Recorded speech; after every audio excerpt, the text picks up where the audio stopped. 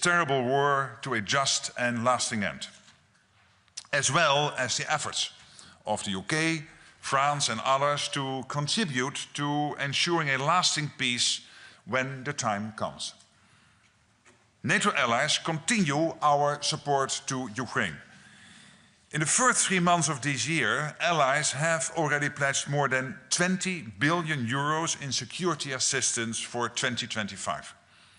And our command in Wiesbaden continues to coordinate the delivery of security assistance and training for Ukraine. The threat we face from Russia remains, and Russia continues to work closely with China, Iran and North Korea in ways that not only harm Ukraine, but pose risks across the alliance and around the world. We see these and other actors working to destabilize our societies, with sabotage to undersea infrastructure, cyber attacks, assassination attempts, and more. We live in a dangerous world. And in the face of these and other challenges, we must build a stronger, a fairer and more lethal NATO. That's why ministers are here this week, to ensure we are aligned and actively working towards our common goal. We stand together, deploying and exercising to ensure we are ready and able. We are grateful to the men and women of our armed forces for the service they provide every day. And we were reminded of the risks of that service again this week, having tragically lost 4 brave American soldiers during training in Lithuania. We are profoundly grateful for their service. Our deepest condolences go to their families, friends, and fellow soldiers. We mourn their loss and take heart in the outstanding solidarity we saw during the search and rescue operation, with Americans and Lithuanians, Poles and Estonians working shoulder to shoulder around the clock. This is the true spirit of the alliance. And in that spirit, we have important work to take forward.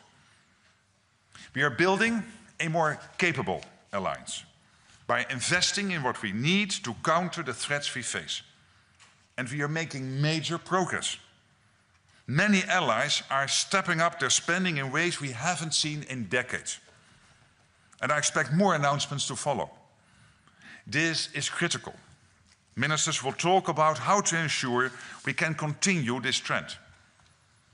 We will also discuss how we can produce more on both sides of the Atlantic and make it easier to work together, exchange, innovate, and partner in ways that benefit us all. This is not only a topic for allies, but one that we will discuss with our Indo-Pacific partners, with Ukraine, and with the EU High Representative Kaja Kallas, who will join us on both days. Our partners make an essential contribution to our shared security, sharing insights, experience, and expertise. When we meet in the NATO-Ukraine Council tomorrow evening, we will hear from Minister Andriy Sybiha. He will update us on the current situation in Ukraine, as well as his perspectives on the process towards a just and lasting peace. All of this and more will contribute to the new chapter for NATO that we will start in The Hague in June. Our priorities are clear. We are building a stronger, fairer, and more lethal alliance. That's what we need to secure our future. And with that, I'm ready to take your questions. All right, let's start over here, second row, all the way on my left. Secretary General Andrew Gray from Reuters. As you know, the European Union has set itself the goal of being able to defend itself by 2030. Is that a realistic and wise target to set? Well, we are working together with the EU in a very close cooperation on the white paper, other issues. What we have to make sure of is that we can not only defend NATO territory today, but also in 5 years' time. And that means more spending, it means more defense production, that means for NATO that we will work on the standard setting, on the capabilities. It means for our European partners that they have to work on getting the internal market going, for example, when it comes to defense industrial production. So we have a clear division of labor here. And I think that is very positive. All right, gentleman in the fourth row in the center. Thank you. Thomas Kutschka, Frankfurter Allgemeine Zeitung. Good afternoon. Good to see you. 2 questions, please. The first one, the Washington Post published a story recently that refers to an internal guidance by the Pentagon that basically says everything needs to be prepared for a major war with China. And that also says that in the event that American troops are bound by such a war or the threat of such a war, Europe could not rely on troop reinforcements from the US. Which indications do you have for such scenarios? And what does it mean for the defense plans of the alliance? Question number 1. Question number 2, completely unrelated. Foreign ministers are meeting formally here, and they will meet informally in Antalya, at least that's the plan for now. With the arrest of the leading opposition politician, of hundreds of people protesting, among them, not among them, but additionally a Swedish journalist, do you think it's a good idea to be hosted by Turkey for such an informal meeting in May? Thank you. I think on your second question that is an important meeting, that it is important that it is informal, and Turkey has offered to host it. When it comes to your first question, clearly what we need to do is to make sure that we have everything it takes to defend our Euro-Atlantic area.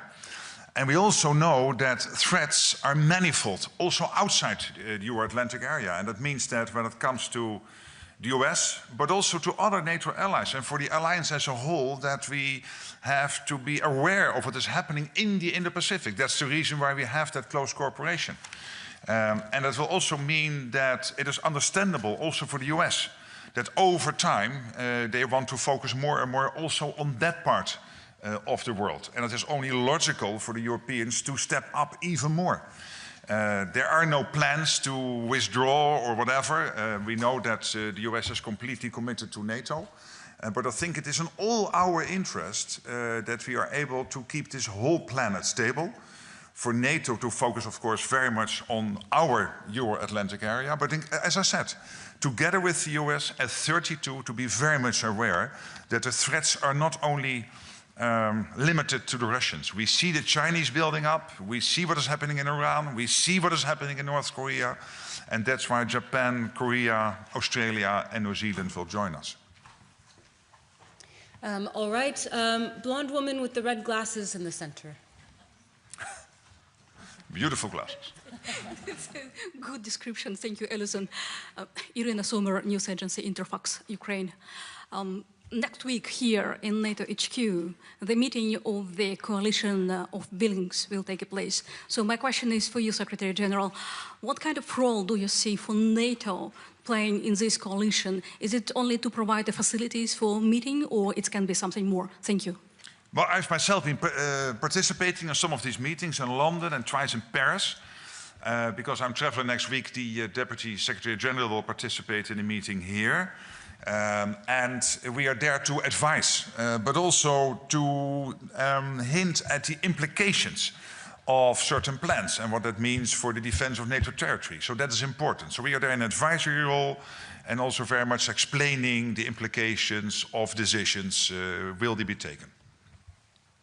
All right, and then just in front of Irina, the gentleman in the blue suit.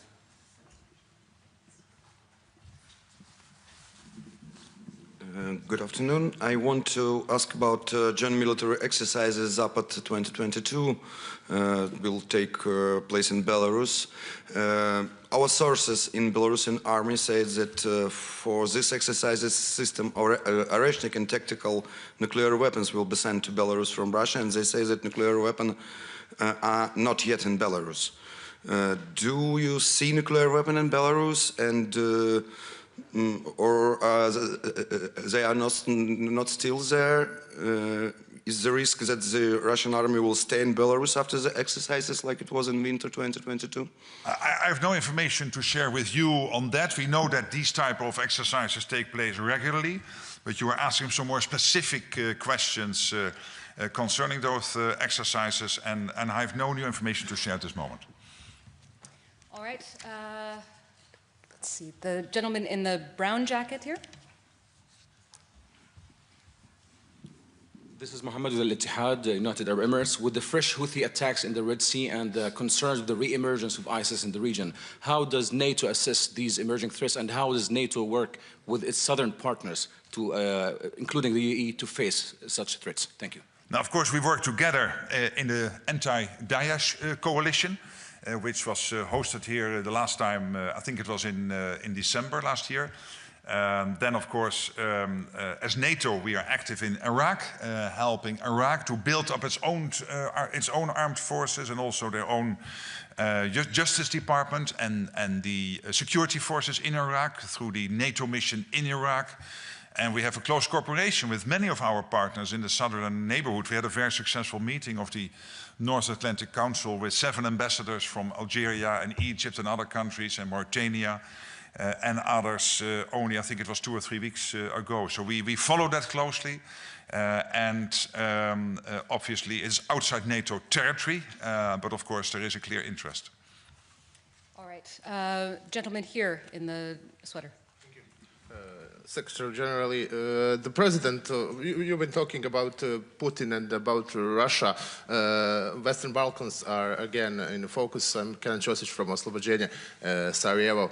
The President of Republika Srpska, Milorad Dodik, recently, a few days ago, met with Russian President Vladimir Putin. Given that an arrest warrant has been issued for Dodik in Bosnia and Herzegovina with an international warrant pending Interpol's decision, how does NATO view this meeting in the context of regional stability? And second question, additionally, how do you assess Dodik's stated position that police of Republika Srpska would prevent his arrest in Bosnia and Herzegovina? Well, clearly it's up in the first place to the Bosnian Herzegovina presidency, the 3-member presidency, to take charge of the country. As I explained to them again when I visited now 3 weeks ago, I know some of them are somewhat irritated with the role of the High Representative, Mr. Schmid, and of course other aspects of the Dayton Agreement. But in the end, if they take control of the country, the 3 of them, then they really rule the country. And that is my urge. For NATO, I've made very clear we cannot accept a security vacuum in Bosnia and Herzegovina. We don't want any destabilization there. And of course, when it comes to Dodik, the president of Republika Srpska, and all the court orders and everything happening there, we expect him to basically accept when the independent judiciary is ruling, that he accepts that and that he then behaves accordingly. All right, gentleman in the 4th row here. Gabriel Dominguez from the Japan Times newspaper in Tokyo. There'll be a meeting between the North Atlantic Council and the Indo-Pacific 4 countries tomorrow. Could you tell us what topics will be on the agenda and what new ways are being considered to deepen cooperation between NATO and these countries? Yeah, it's a very good question, and I'm really looking, and also to my bilateral meeting with the Japanese foreign minister.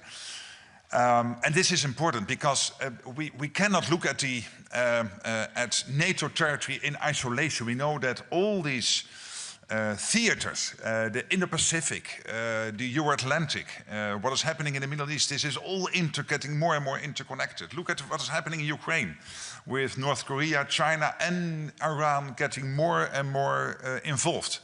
And of course, the fact that China is rapidly building up its own armed forces, having towards 1,000 nuclear warheads by 2030. So what we will concentrate tomorrow on, I think, no, I expect even, is that we will deepen the cooperation. We will make it more and more and more practical. That means working together on issues like defense, industrial cooperation, exchanging experiences and views, etc. We are learning a lot now from this terrible war in Ukraine. capturing those lessons through JTEC, the Joint Analysis Center now opened in Poland, which is a joint Ukraine-NATO initiative.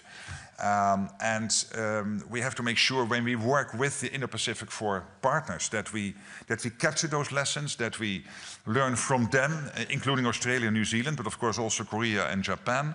And I think that is important. And the good thing here is that it is getting from the meeting is the message more and more to content, to meat on the bone.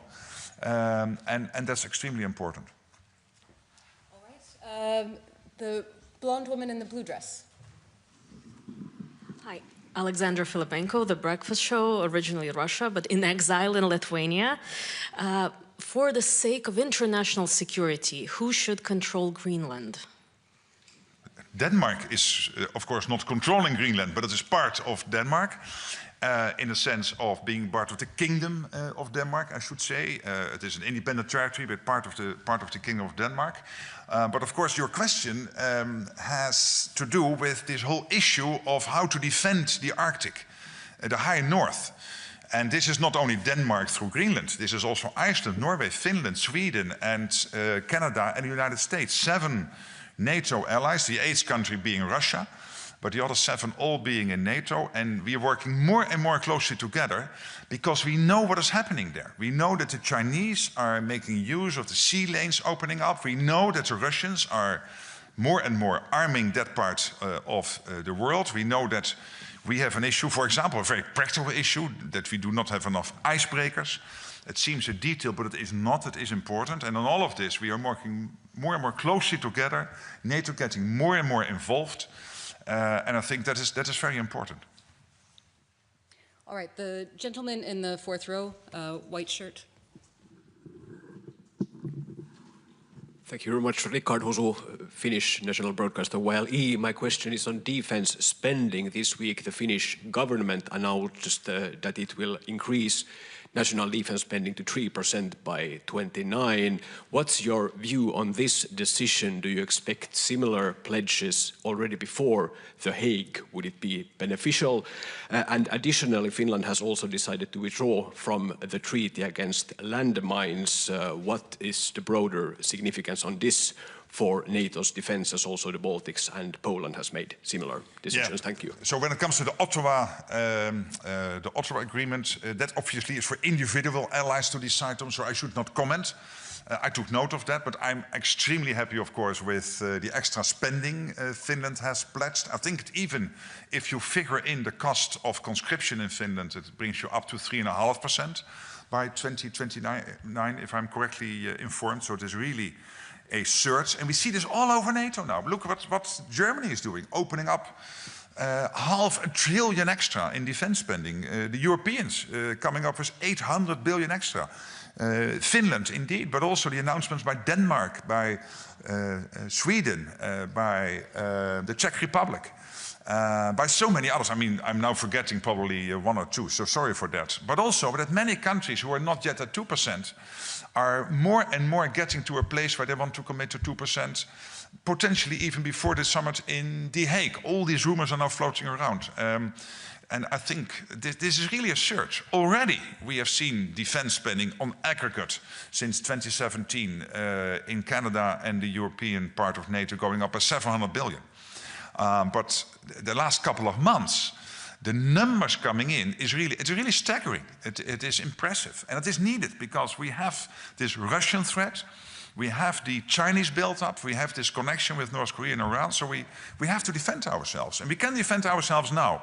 But if this surge would not have happened, and hopefully will continue to happen, we could not defend ourselves in 5 years, and that is why this is so much needed. Thanks. Terry. Back here, sorry. Yes, hi. Terry Schultz with NPR today. I was touched that you began the press conference by mentioning Bucha. And your predecessor visited Bucha and said that what happened there was basically an unspeakable crime and that those responsible should be brought to justice. Since then, the U.S., which was contributing personnel and funding to investigations into Russian war crimes, alleged Russian war crimes like in Bucha, they've withdrawn that funding and that personnel. What is your position on that? Do you also believe that those responsible for these atrocities must be brought to justice, that there must be accountability for these crimes to have a Europe that is stable in the future, that these cannot be these crimes must be accounted for? And would you like to see the U.S. continue supporting that effort? Well, obviously, those who are responsible for Bucha and for so many other crimes have to be brought to justice, yes. But when it comes to the other part of the question, our focus now has to be on making sure that we can end this war in a way that Putin will never, ever try again to capture 1 square mile or kilometer of Ukraine or of a part of NATO territory. And that a ceasefire / a peace deal in Ukraine will be lasting, will be enduring. That has to be our main focus at the moment. So I'm not going to comment on every policy decision within every ally every day. That's impossible for me. But your general question, absolutely yes, we have to bring those responsible to justice. And we have to really focus on making sure that this war ends in a way that, again, as I said, it will never happen again. All right, and just behind Terry, Max. Thanks a lot, Secretary General. Donald Trump is about to announce tariffs that will hit both foe and friend of the US. I don't want you to comment specifically on the tariffs that are coming, but are you afraid that this sort of trade war that it could spark will have an impact and undermine the alliance? Well, you know, the alliance is laser focused on making sure that we can defend our NATO territory. And there are increasing threats from the Russians, from others. That's what we are focusing on. And that means that when it comes to fiscal policy, when it comes to, for example, this whole issue of imposing of tariffs, this is really a matter for national governments. And you rightly assumed that I was not going to comment. All right, down here in the center, third row.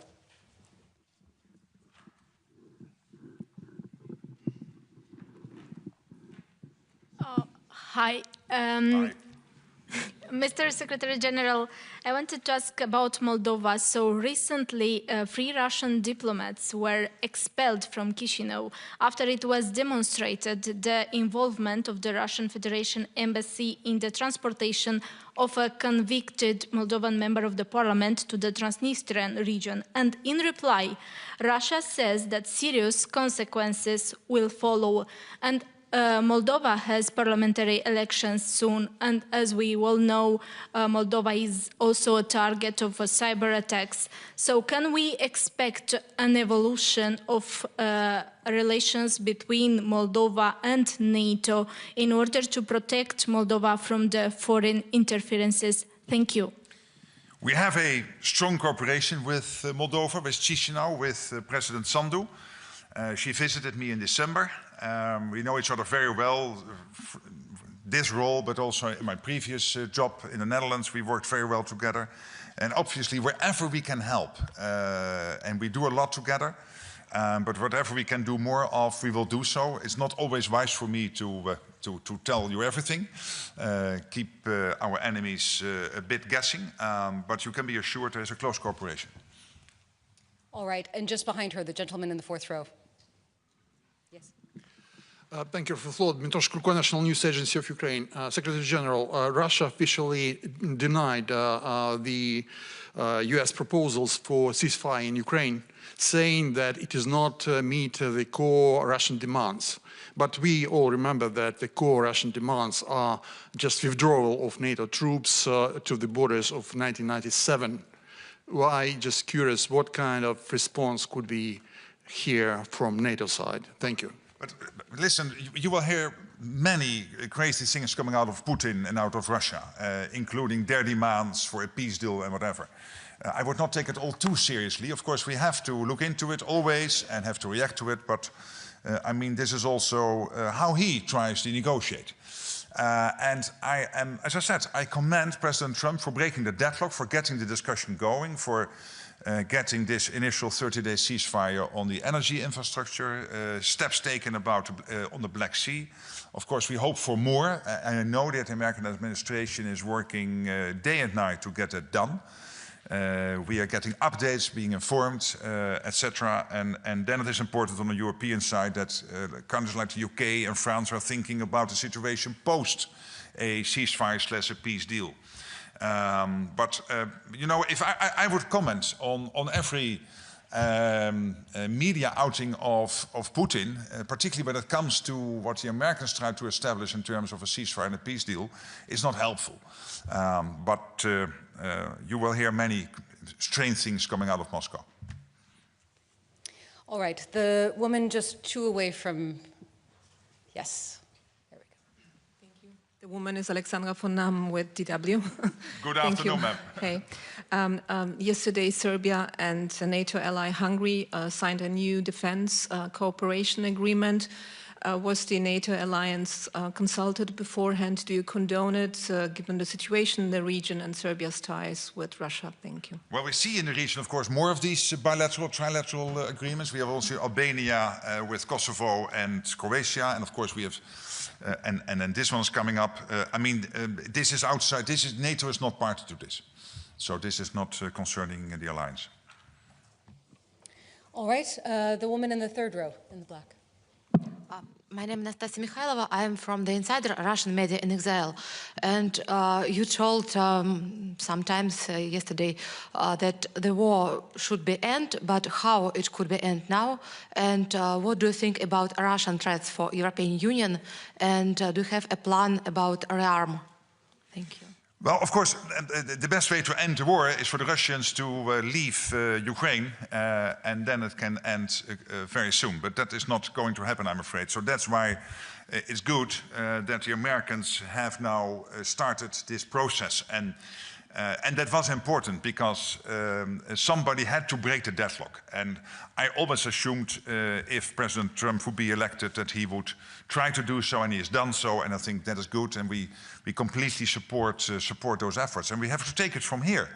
And we have to make sure that whatever happens, that when there is a deal ultimately struck and or a sustainable ceasefire is ultimately organized, that it has to be clear to the Russians that they cannot do this again, that this has got to stop. That's why it has to be durable, it has to be lasting, and this is exactly what the Americans are aiming for, what you all are aiming for, including making sure that the whole of NATO territory stays safe. All right, the woman in the front here. It's Nita Dobroshi from Koha, Kosovo. During your recent visit to Kosovo, you mentioned the possibility that NATO's potential engagement in Ukraine could lead to discussions about its presence in Balkans. Given the region's fragile situation, security situation, highlighted by attacks in KFOR troops in 2023 and Banska and Iberlepens attacks 1 year later, approximately, what implications could this have to regional security in general and for Kosovo in particular? I'm not sure I made a connection between Ukraine and a potential peace deal on Ukraine and then potentially security guarantees being needed for Ukraine. And we know there are initiatives now being developed by European allies like the French and the Brits are doing with others. And I did not connect that to the situation in Kosovo because I think KFOR is important. EUFOR, the EU force in Bosnia and Herzegovina, is important. We work closely together.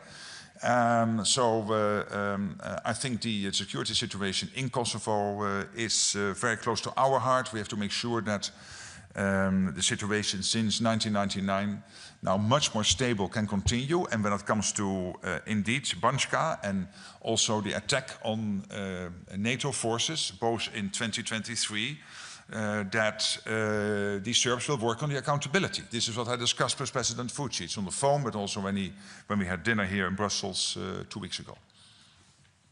All right, the woman in the green sweater.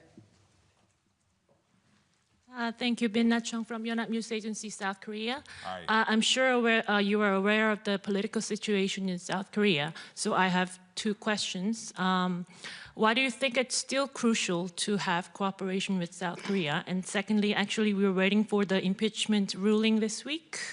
So my question would be, will you be sending invitation to South Korea, whoever the leader is then, regardless of the outcome of this week's ruling? Thank you.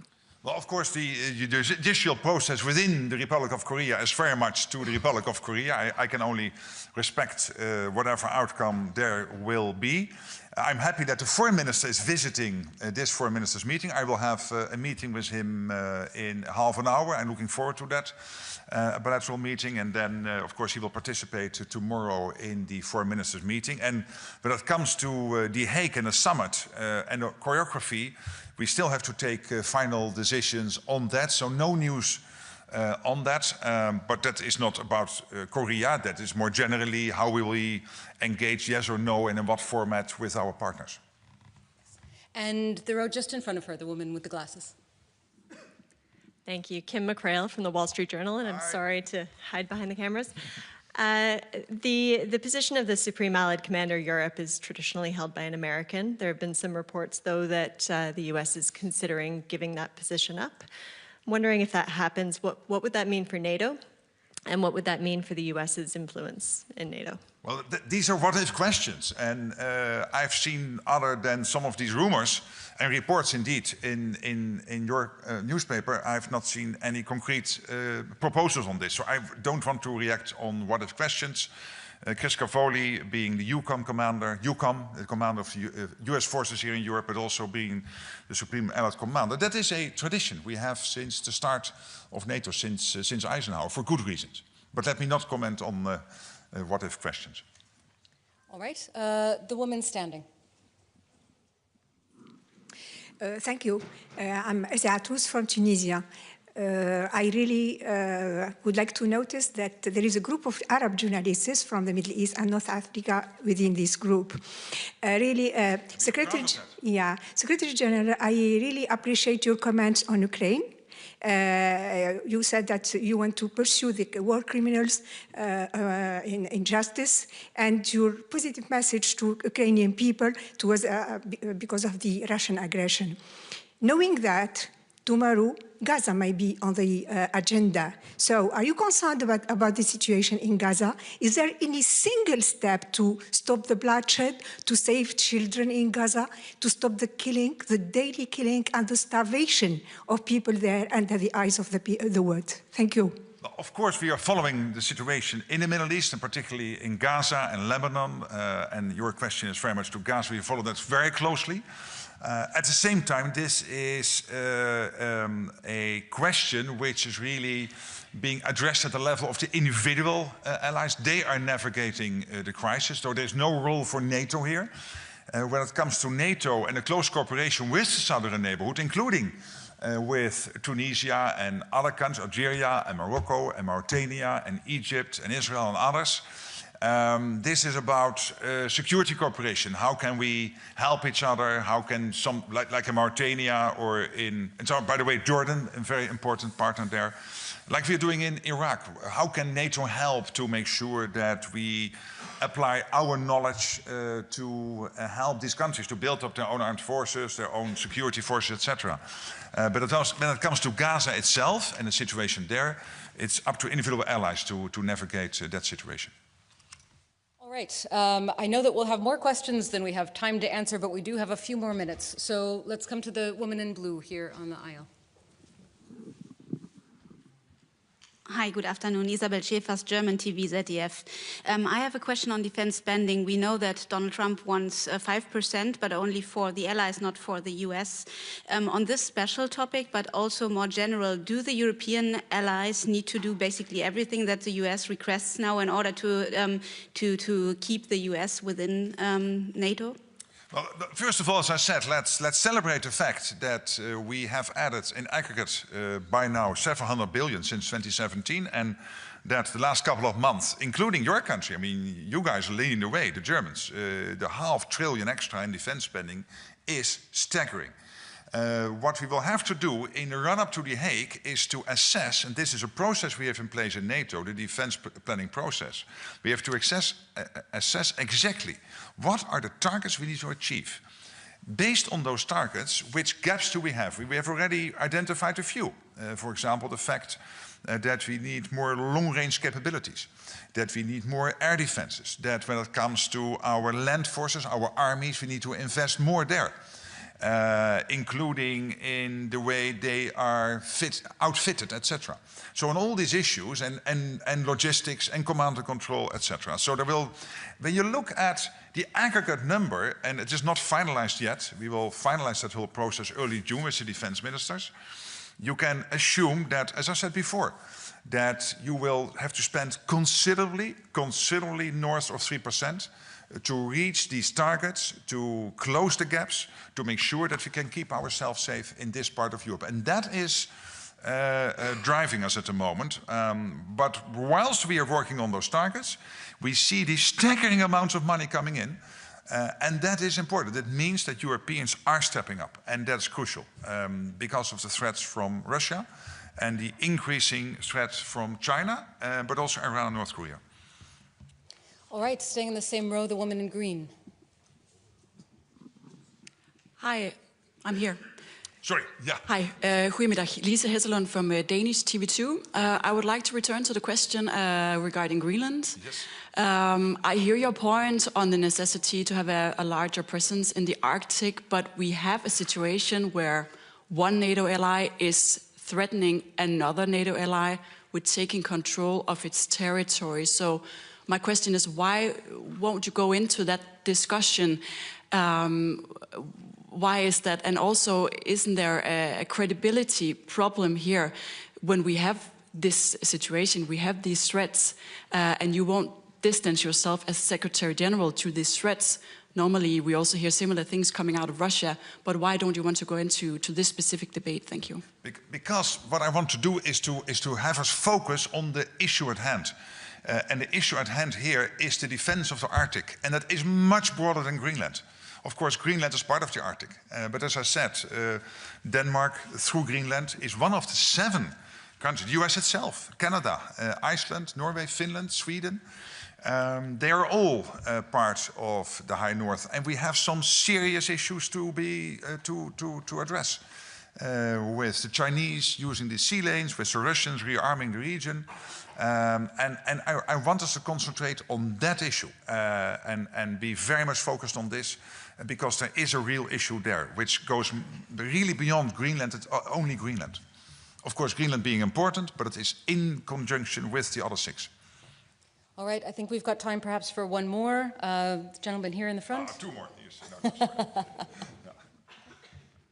Darko Čačić, BETA news agency from Serbia. Secretary General, you said that NATO is not part of bilateral agreements in the Balkans, but can you tell how does NATO view the recent agreement between Croatia, Albania and Kosovo, which has sparked strong reactions from Serbia, particularly President Vučić President Vučić's claim that it means opening an arms race in the Balkans. Given that Croatia and Albania are NATO member states, what implications does that agreement have on regional security and stability? Well, of course, the stability and the situation in the Western Balkans is very much a concern. That is why NATO is present in both Kosovo and also in Bosnia and Herzegovina. And of course, we have 5 allies, Montenegro, North Macedonia, Albania, Croatia and Slovenia on the Western Balkans. And we are working very closely together. But please understand that for me as Secretary General, I should refrain a little bit from commenting on every development in every part of the world, including on the Western Balkans. This is really for individual allies to decide. There are many more of these bilateral and trilateral agreements between allies. I know that, for example, the Netherlands and Belgium are working together on many issues. And of course, that is different from what you are addressing here. I know, and you are addressing an important subject, but still, I think I should not comment myself. All right, you said one final question? All right, one final question. Gentleman in the blue here. With the glasses. No. Thank you. No, and then the guy with the Okay. Thank you. You're the boss. Thank you. Barzan Hassan, reporter from Kurdistan 24. The mission of a global coalition force in Iraq to end by 2026, next year. You are, as a NATO, are you going to end as well, or you are going to stay, like the training forces? And the second question, back to February, during the mission conference in Germany, you have had a meeting with the president of the Iraqi Kurdistan region. Could you tell us something about that meeting? Thank you.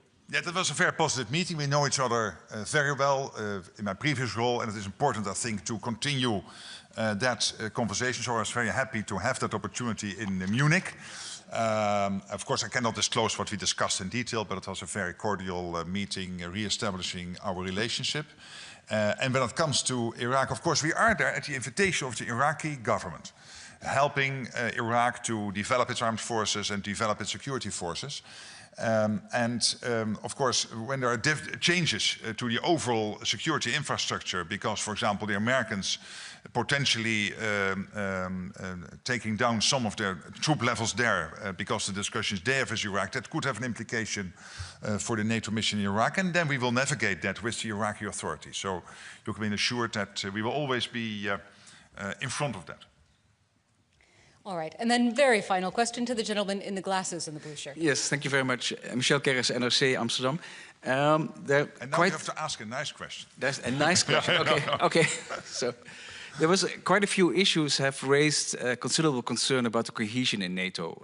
Think about Greenland, think about the direct contacts between the US and Russia without Europe being present. How would you characterize the atmosphere in your house at this moment? Well, as I said last week in Warsaw, I know there has been some tough language. I know that there have been allies, for example, on this side of the pond, being worried about the long-term commitment of the US to NATO. And I was in the White House, but before I went to the White House, we had President Macron there and Prime Minister Starmer, and on so many other occasions. The Americans have stated again and again, we are committed to NATO, we are committed to Article 5. This commitment comes with a clear expectation, the expectation that on this side of the Atlantic and Canada, we will spend more, commit that we will really deliver on the 2%, and then move upwards because of these gaps we still have in this part of NATO to deliver on all the targets. And that's the process we are in the middle of. And in the meantime, the hundreds of billions are rolling in as we speak. And that will continue, no doubt, over the coming days and weeks is my expectation. And we have to do this because of the Russian threat and because of the increasing China threat. So let's not be naive about that. But I'm absolutely convinced this alliance is there to stay with the US. Their commitment is absolutely clear. We want to do more together in the Pacific even, and we want to work on many issues, including in the Arctic, and I think that is also positive. All right, thank you very much, everyone. We'll be back on Friday afternoon, so if we didn't hear from you today, hopefully we'll get you in then. Thank you so much. Great, see you later this week.